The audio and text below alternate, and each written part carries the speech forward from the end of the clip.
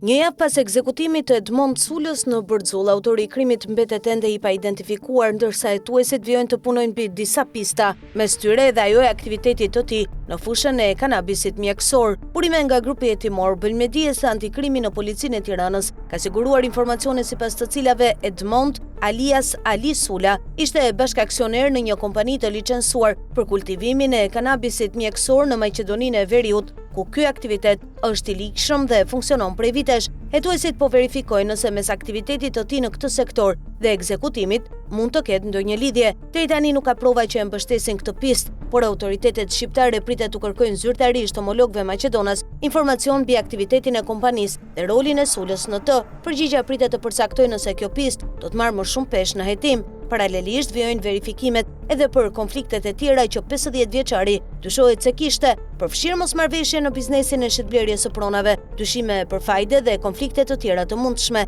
Nga hetimet e deritanishme, rezulton se autori ka vepruar i vetëm dhe ka planifikuar me kujdes atentatin. Kamerat e sigurisë nuk kanë fiksuar asnjë automjet të përdorur për largimin, ndërsa dyshohet se autori ka qëndruar i fshehur pas bimësisë pranë vendit të ngjarjes dhe pas ekzekutimit është larguar në këmbë përmes arave dhe një zone të pyllëzuar, duke shmangur rrugët e mbuluara nga kamerat. Ky element ka krijuar dyshime se autori njihte shumë mirë terrenin dhe kishte studiuar paraprakisht itinerarin e largimit, ndryshe nga atentatet e tjera, ku autorët shpesh përdorin dhe më pas djegin automjetin e krimit. Në këtë rast nuk është gjetur asnjë makinë djegur, çka ka shtyrë hetuesit të mos përjashtojnë mundësinë që autori të mos jetë një vrasës me pagesë, por një person i lidhur me konfliktet e viktimës. Pista e kanabisit mjekësor me rëndësi edhe për faktin se Shqipëria ka hyrë tashmë në fazën e zbatimit të ligjit për këtë industri. Qeveria ka miratuar hartën me 10 zona kultivimi në 10 qarqe të vendit, me gjithsej 138 parcela, si dhe kriteret e licencimit dhe masat e sigurisë që duhet të plotësojnë operatorët. Megjithatë,